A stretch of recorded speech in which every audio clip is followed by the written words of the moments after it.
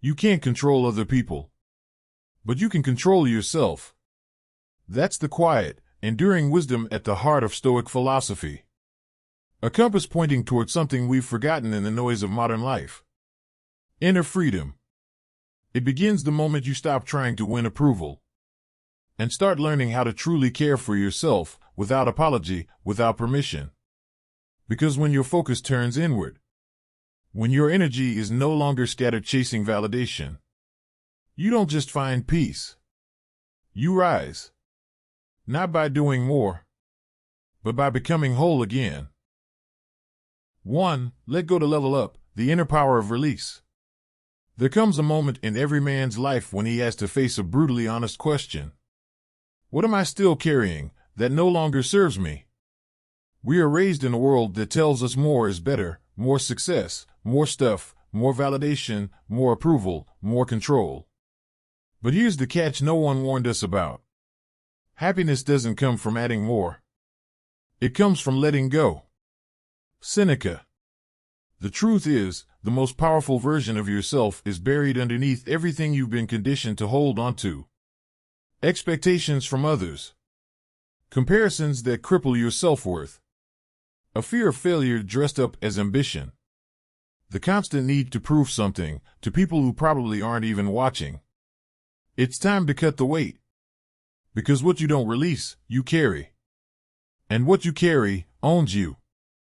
Let go of the pressure to meet everyone's standards. You were never supposed to fit into a box they built for someone else. Let go of the toxic competition that tells you another man's win is your loss.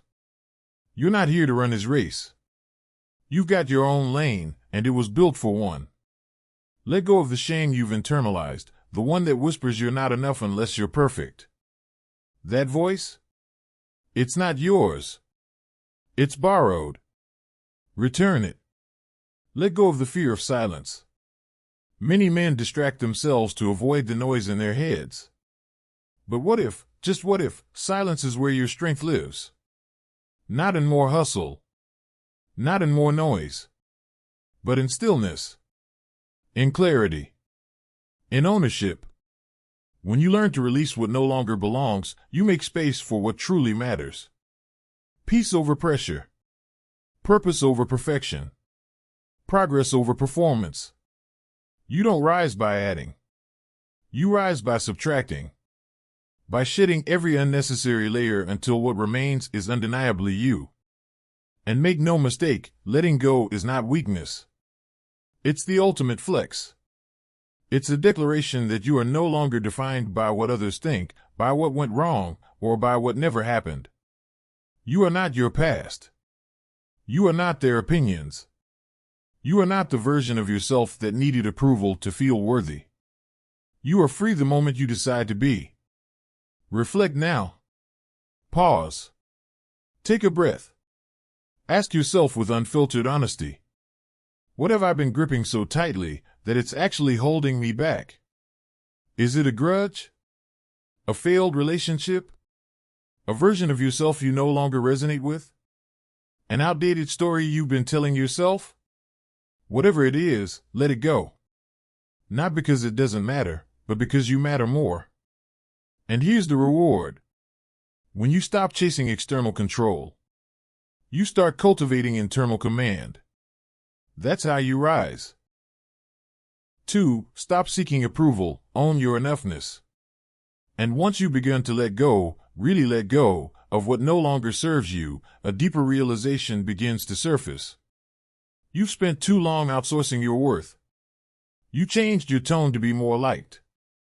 You made yourself smaller in rooms where you should have stood tall. You silenced your truth just to avoid friction. You played the game. You learned to perform. And worst of all, you started believing the applause meant progress. But what if validation isn't proof of value, just proof that you've conformed? One of the hardest pills for a man to swallow is this. You don't need to be liked to live a life of value.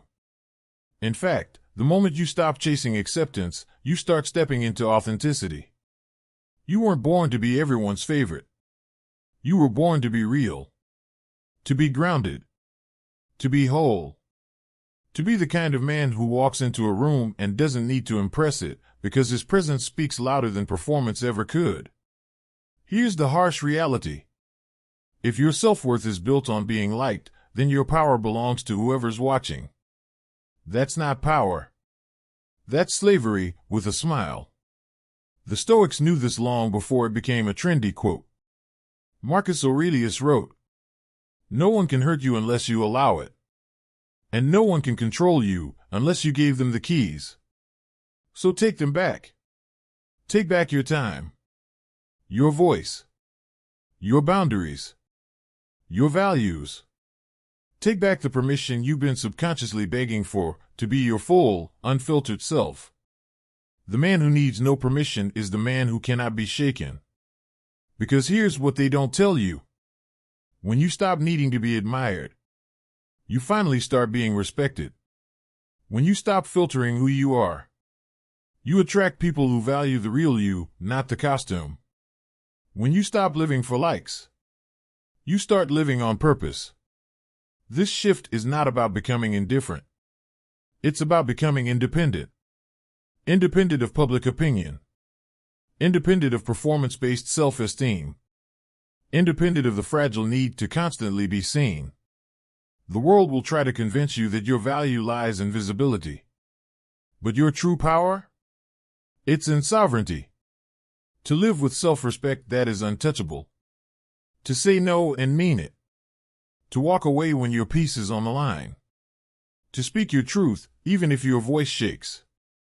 You're not here to be liked. You're here to be whole. Reflect now. Ask yourself, without filter, without defense. Where in my life have I been asking for permission to be myself? Is it in your job? Is it in your relationships? Is it in the way you dress, speak, walk, or love? It's time to stop waiting for approval that should have never been necessary. And instead, start giving yourself the permission to be the man you were always meant to be. Because being liked is temporary. But being real? That's legacy. 3. The wake-up call within when success isn't enough.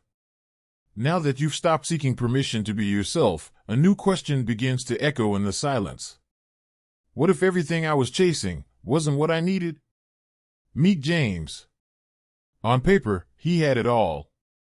A title that turned heads. A salary that silenced doubts. A lifestyle that looked curated for admiration. He played the game of success by every rule society laid out. And he won. But here's what the world never saw. At night, James couldn't sleep. Not because of stress, but because of silence. The kind of silence that reveals the truth you buried under noise. He had climbed the ladder, only to realize it was leaning against the wrong wall. And the higher he got, the farther he drifted from himself. James didn't need another promotion. He needed permission from himself to come home to who he really was. Because success without soul alignment is just a shinier version of emptiness. And this isn't just James' story. It's the story of millions of men walking through life on autopilot. Crushing goals. Closing deals. Looking the part. But disconnected. From purpose. From presence. From peace. Here's the line many were sold. If you went out there, you'll feel whole in here. But wholeness isn't external. It's an inside job. James' turning point wasn't dramatic. It wasn't public. It didn't go viral. It was quiet. Private. Personal. One morning, he looked at himself in the mirror and finally asked, what if the version of success I'm living is actually a distraction from who I'm meant to become? That question changed everything. Not because the answer came immediately, but because he finally stopped lying to himself. He started small. Woke up earlier. Sat in silence. Turned inward instead of outward. He traded likes for journaling. Traded hustle for alignment. He began showing up for his own damn life, not the one curated for social approval. And over time, James realized You don't have to burn your world down to begin again. You just have to stop building a life that's not yours. The truth is, men aren't falling apart from lack of ambition. They're falling apart from spiritual neglect. No achievement, no title, no applause will ever substitute for the sense of self that comes from true inner connection. So if you feel something inside you whispering, "This isn't it," don't ignore it. That whisper is your compass. It's your truth gently shaking you awake. Reflect now. Ask yourself honestly, is the life I'm building making me feel more alive or just more exhausted? Are you succeeding publicly but suffering privately? If so, you're not broken. You're just disconnected. And the remedy is not more success. It's more self. Turn inward. Not to escape, but to reconnect. Because the greatest milestone you'll ever reach is the moment you realize you don't need to become more. You just need to return to who you really are. For your mind is a garden. What you plant, you become. Once you begin questioning the version of success you were handed and begin rediscovering your real self beneath the noise, a new awareness starts to take root. You realize something powerful. The external world is simply a mirror of your internal landscape. Your mind is not just a processor of reality. It's a creator of it. Every thought you nurture becomes the blueprint for your actions. And every belief you repeat becomes the walls of your mental prison or the wings of your freedom. The Stoics spoke of this with unwavering clarity. Marcus Aurelius wrote, "A man's life is what his thoughts make of it." Your thoughts are not neutral. They are seeds. And every single day, you are planting, whether consciously or not. The question is, are you planting weeds or wisdom? Are you feeding thoughts of inadequacy, fear, comparison, self-doubt, thoughts that drain, distract, and diminish you? Or are you cultivating thoughts that are disciplined, grounded, focused, thoughts that fuel clarity, courage, and conviction? Too many men spend hours in the gym, sculpting their body, but leave their minds overgrown with weeds. They obsess over diet macros, hustle stats, and bank balances, but neglect the only terrain that truly determines the quality of their life, the terrain of thought. Here's the truth no one taught you in school. You become what you allow yourself to think repeatedly. If you consume outrage, you become reactive. If you consume fear, you become hesitant. If you consume comparison, you become insecure. But if you start choosing peace, silence, and sovereignty, you begin to rise from within. This is not about delusional positivity. It's about disciplined mental curation. You don't ignore the world, you train your mind to master it. Imagine your mind as a private garden. Would you let strangers dump garbage into it? Would you leave the gate wide open for every critic, every comment, every headline? That's exactly what we do when we scroll mindlessly. When we compare constantly. When we believe every thought that arises, without question. You are the gardener. You are the gatekeeper. You are the landscaper of your inner world. And when you own that role, truly own it, you stop blaming the weather for the state of your garden. Reflect now. Ask yourself with radical honesty. What kind of thoughts am I watering every day? Are they building the man I want to become, or keeping me stuck in the one I've outgrown? If you want peace, plant peace. If you want power, plant purpose. If you want presence, weed out distraction. It starts by turning down the noise. Unfollow accounts that don't serve your mind. Limit conversations that drain your spirit. Create space to think without input, without interruption. Because clarity is not something you find in chaos. It's something you create in cultivated stillness. Train your mind like you train your body. Be ruthless with the thoughts you allow in. Because the most powerful man in the room is not the loudest, but the one whose mind is unshakably his own. 5. Emotional freedom. You are the gatekeeper of your peace. Once you begin to tend to your inner garden, to protect it, prune it, and plant with intention, an undeniable truth begins to emerge. Most of the pain you carry didn't come from what others did to you. It came from what you let take root. Words, criticisms, rejections, disappointments, they enter your world only through one access point, your permission. And once you realize that no one can hurt you without your consent, you begin to experience a level of emotional freedom that is rarely spoken of, but deeply powerful. We live in a culture that teaches men to defend their ego, but rarely teaches them how to protect their peace. We're conditioned to react, to retaliate, to prove something. But what if the strongest move is not reaction, but detachment? The Stoics knew this intimately. Marcus Aurelius wrote, "Choose not to be harmed, and you won't be. Don't feel harmed, and you haven't been." This isn't about denial. It's about discipline. It's about choosing what enters your emotional world and what doesn't.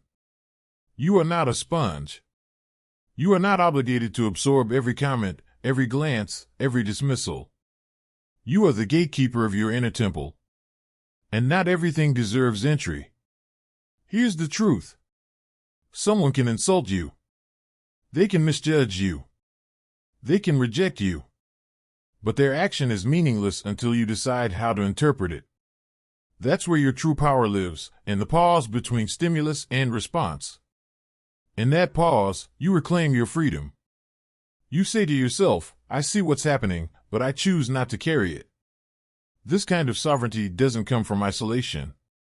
It comes from integration, knowing who you are so deeply, so unshakably, that nothing external can dismantle your internal stability. You don't need everyone to agree with you. You don't need closure from every argument. You don't even need to respond to every provocation. Because you've chosen to operate at a different level, one where your peace is more valuable than your pride. Emotional mastery doesn't mean you don't feel. It means you don't get hijacked by what you feel. You don't let temporary emotions sabotage permanent values.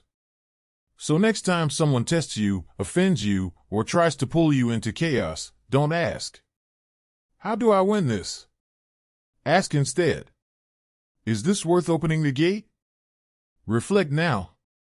Look back at the last time you felt triggered, defensive, emotionally rattled. Ask yourself with honesty, did I respond from power or from pain? And then go deeper. What am I still giving energy to that doesn't deserve access to my mind, my heart, or my identity? Choose your battles wisely. But more than that, choose your boundaries with intention. Because once you realize that you are the one who allows or denies entry, you stop blaming the world for your emotional state. You stop fighting every fire. And start building a home inside yourself where no fire can touch. That is not avoidance. That is emotional sovereignty. 6. Inner transformation, the only path to real freedom.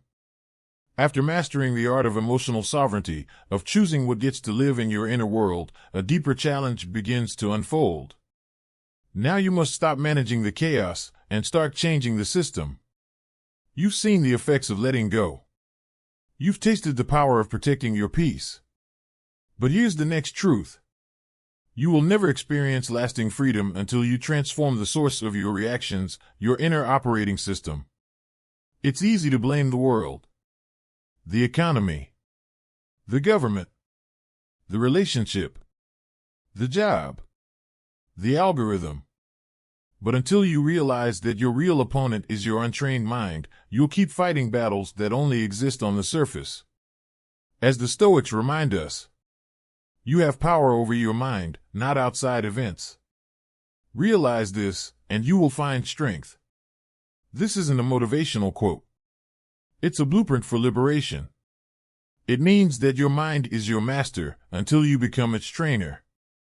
Because the truth is, most men don't live consciously. They live in reaction loops. Triggered by traffic. Swayed by opinions. Addicted to outcomes. Tossed around by every high and low, like leaves in a storm, mistaking motion for direction. But the man who is free, he's not detached from the world. He's deeply rooted within himself. He doesn't need guarantees. He doesn't demand outcomes. because his peace is not conditional. It's cultivated. To be clear, this isn't passive acceptance. This is active inner leadership. It's waking up and choosing to respond from clarity, not compulsion. It's letting go of the illusion that you can control results and learning to master your process. Because once you stop needing the world to behave a certain way, you become truly unstoppable. You no longer fight for control. You embody command of yourself. You act from values, not validation. From conviction, not confusion. From rhythm, not reaction. Inner change is not something you achieve.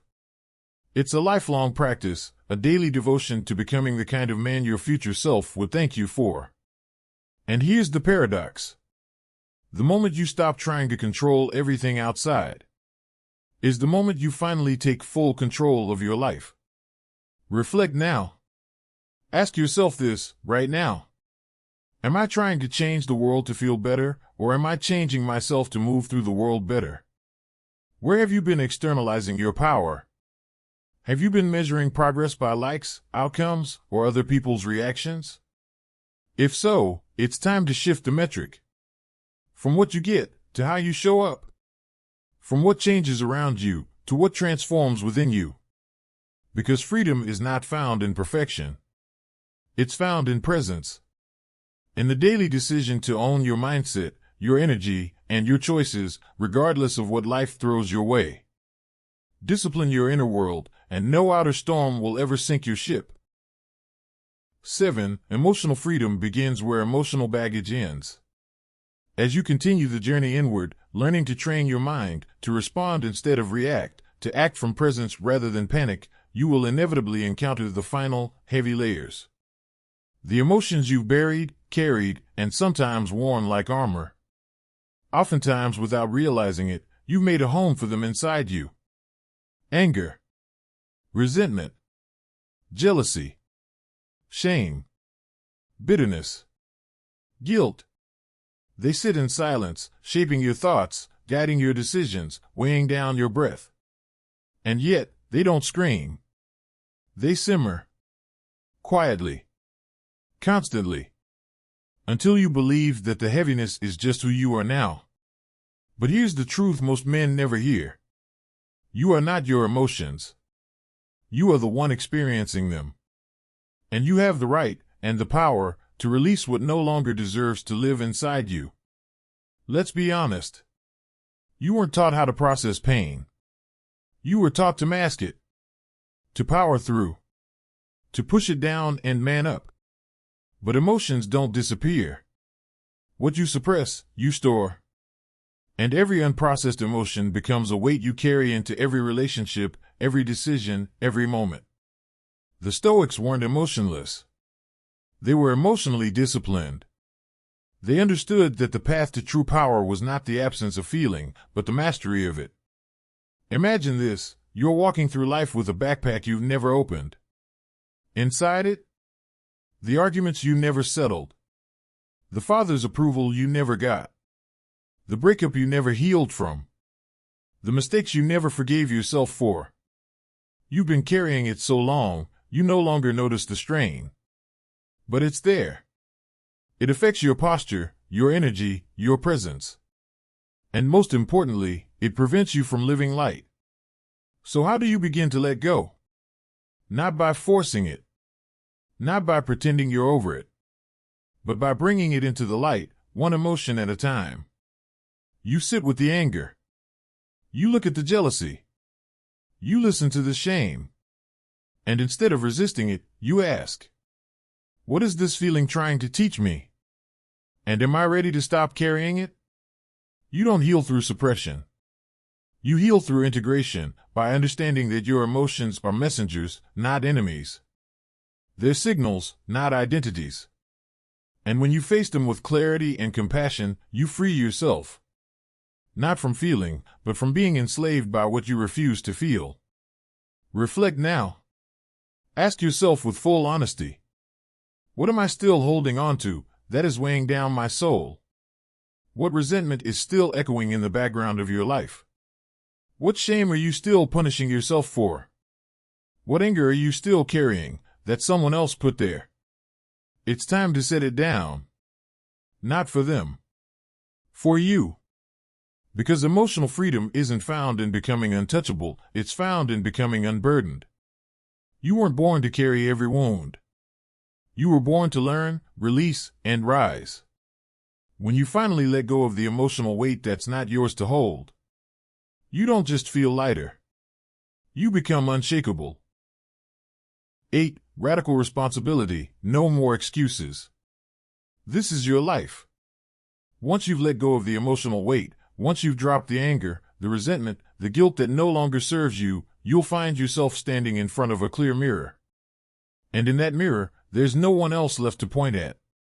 No one else left to blame. No past. No parent. No boss. No partner. Just you and the life you've either inherited or allowed. This is where the shift happens. This is where men rise or retreat. Because here comes the most powerful and sobering realization of all. No one is coming to save you. And that's exactly why you're free. The Stoics taught that freedom begins where blame ends. When you stop outsourcing your pain, your problems, and your potential, you reclaim your power. Blame is easy. It's comfortable.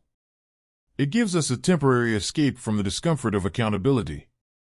But it comes at a steep cost, your agency. You can't build a powerful life on a foundation of finger-pointing. Because the truth is, the minute you say, I am not responsible for this, you also say, I am not in control of changing it. And that is a prison disguised as comfort. Responsibility doesn't mean guilt. It doesn't mean you caused every wound. But it does mean that you're the one who must choose what to do with them now. Will you carry the past like a badge?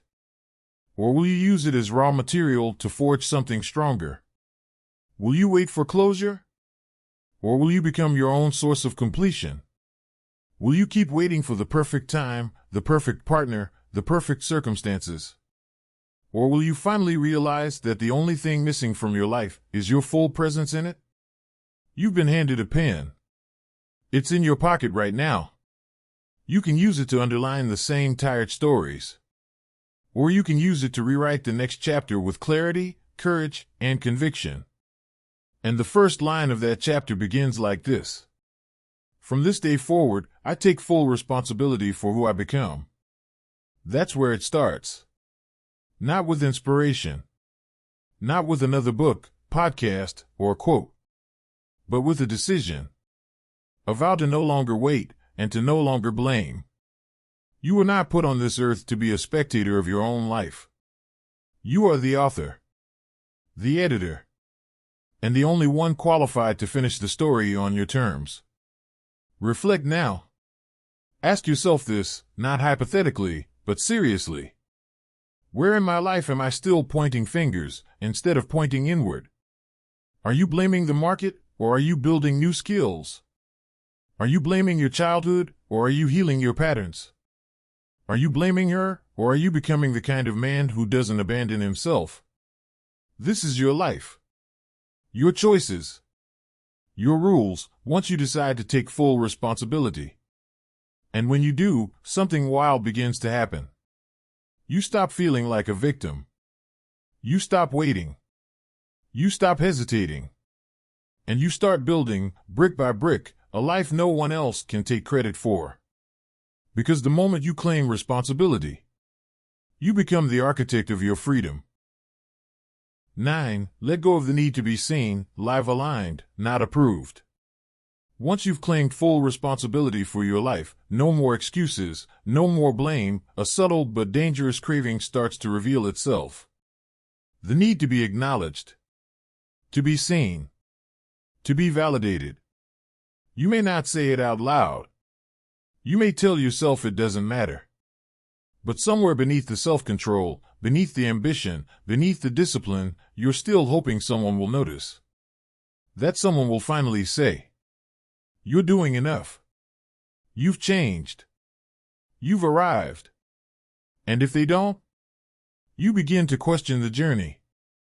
You start wondering if the growth is real, if the effort is worth it, if being true to yourself is worth the loneliness it sometimes brings.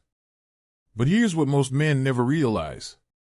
Chasing recognition is just another way of giving away your power. It's just ego in disguise, wearing the clothes of ambition, but fueled by fear. The Stoics never sought applause. They sought alignment. They lived by the question, am I acting according to my values, not someone else's approval? Because when you constantly seek recognition, you surrender control of your identity. You become like a thermostat in someone else's house, constantly adjusting to make others comfortable. And the cost? Your integrity. Your focus. Your peace. The truth is this.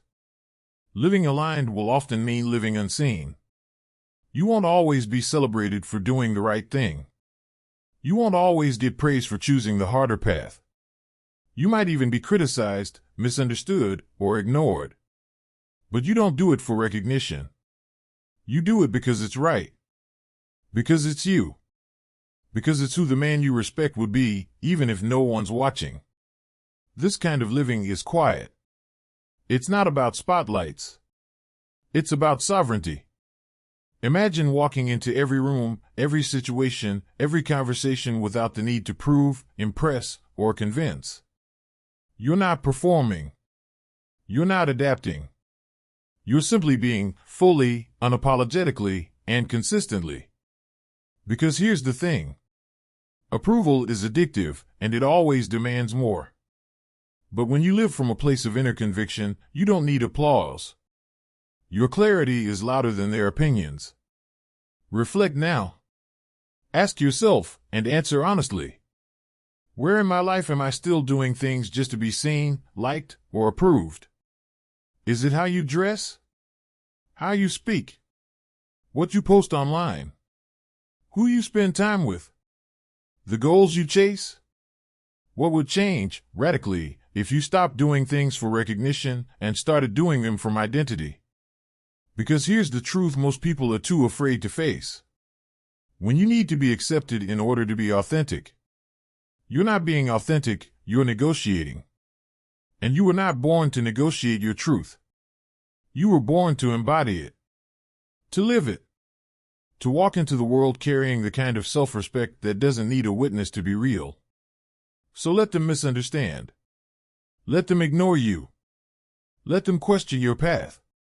Because when you no longer need recognition to validate your direction, you finally become free to walk it fully. And that, right there, is what it means to truly live. 10. Discipline is destiny. Strengthen the virtue, own the man. When you stop performing for recognition, when you no longer outsource your identity to applause, something unexpected happens. You begin to hear a voice within. It's quiet, steady, and uncompromising. It's the voice that says, now that no one is watching, who are you really? This is where the real work begins. The invisible, unglamorous, deeply uncomfortable kind. Not the work of appearance, but the work of virtue. The Stoics didn't define greatness by what you achieved. They defined it by how you lived, moment by moment, in accordance with your values. Temperance, courage, wisdom, justice. These weren't just abstract ideals. They were disciplines, sharpened by practice, tested by pressure, proven by consistency. And that's the paradox. The freer you want to become, the more disciplined you must be. Not in a punitive way. Not as punishment, but as a form of self-respect, a declaration that you are worth being guided by something deeper than impulse, trend, or convenience. Think of a sword. Useless if never forged. Dangerous if never sharpened. But when refined, it becomes an instrument of precision and strength. Your character is no different. Your habits are the furnace. Your discipline is the blade. And every choice is a stroke against the stone of mastery. Because here's the thing. Freedom is not the absence of structure.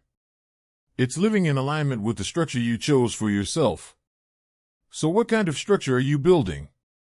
Are you waking up to distraction or to direction? Are you starting your day scrolling or setting intention? Are you letting the external dictate your rhythm or crafting a rhythm so solid that chaos can't shake it? Discipline isn't sexy. It's silent. It's waking up early even when no one's watching.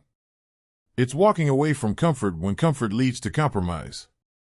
It's choosing what's right over what's easy, not once, but again and again, until it becomes who you are. Reflect now.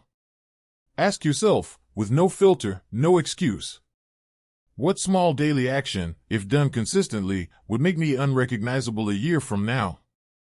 Is it silence before sunrise? Is it journaling instead of numbing?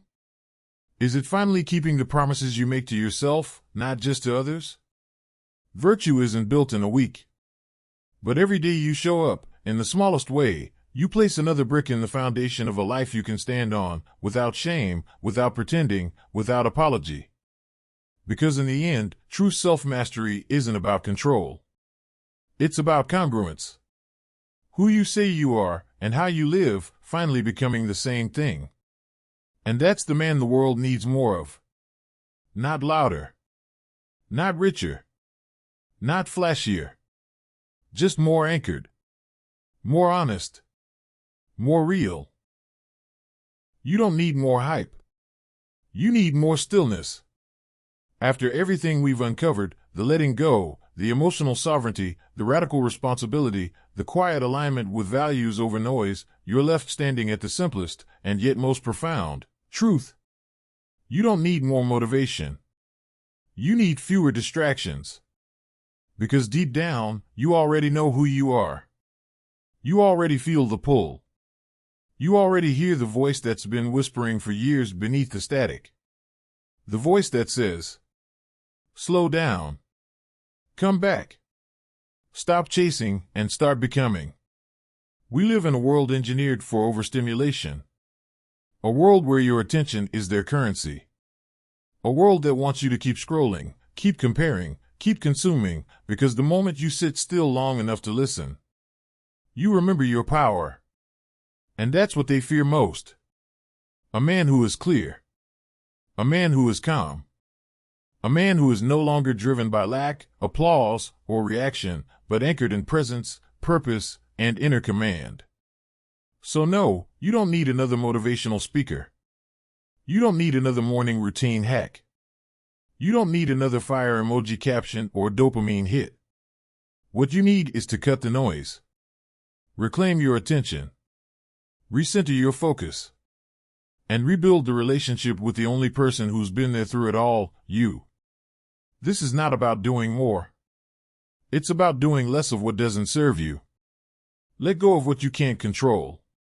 Stop chasing what never fulfilled you. And recommit to the quiet, patient, courageous work of becoming the man you were always meant to be. Not tomorrow. Not when the timing's perfect. Now. Because no one else is coming. And that's not a tragedy, it's your greatest opportunity.